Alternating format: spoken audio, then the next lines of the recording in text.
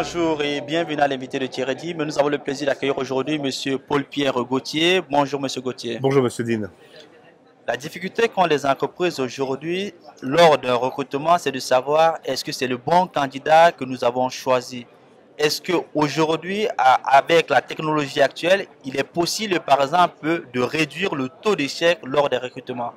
Tout à fait, c'est vraiment une question intéressante puisque le recrutement, on va dire, est basé sur deux axes.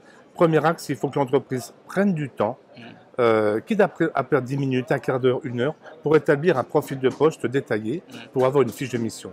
Et ensuite, par rapport à ce profil de poste, nous allons évaluer le tempérament professionnel de la personne pour voir si ce tempérament, cette personnalité, les valeurs correspondent à l'entreprise et au poste sur lequel il est pressenti. Alors, ce qui a souvent été le plus négligé lors des recrutements, c'est ce qu'on appelle le savoir-être du candidat. Est-ce qu'aujourd'hui, on réussit encore à mieux identifier le savoir-être du candidat? Tout à fait. Le savoir-être, actuellement, d'abord, c'est une question de méthode.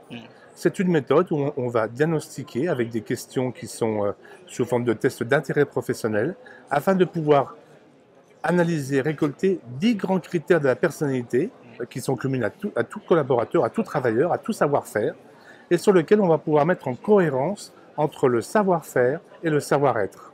Est-ce que après ce diagnostic, on peut par exemple identifier ce qu'on appelle des profils à risque? Parce qu'on sait quand même qu'il y a certains profils qui sont à risque. Bien sûr, il y a des profils à risque, puisqu'il y a des profils qui sont décalés par rapport à la fonction.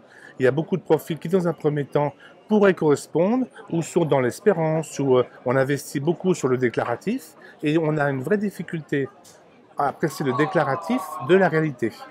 Et donc, on va mesurer sous forme de tests et ensuite de restitution très précise, très concentrée avec le candidat, pour rendre au chef d'entreprise un diagnostic, une photographie la plus précise possible, avec deux zones, les points forts et les alertes. Compte tenu de ce que vous venez de dire, est-ce que finalement les conduites à risque ne peuvent pas s'apprécier en fonction du métier de la personne, du candidat? Exactement, vous avez entièrement raison. Une conduite à risque, c'est une discordance entre la personnalité et le métier.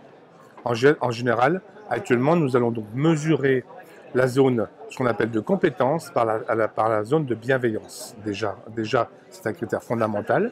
Et la zone de compétence par rapport à la zone de technicité. Et les conduites à risque vont pouvoir mettre en avant les conduites qui vont mettre en danger le candidat dans l'entreprise et qui vont mettre l'entreprise en danger par rapport au candidat. Monsieur Gauthier, merci pour ces explications. Merci beaucoup de m'avoir accueilli. Quant à vous, nous vous donnons rendez-vous très prochainement avec un nouvel invité. Au revoir.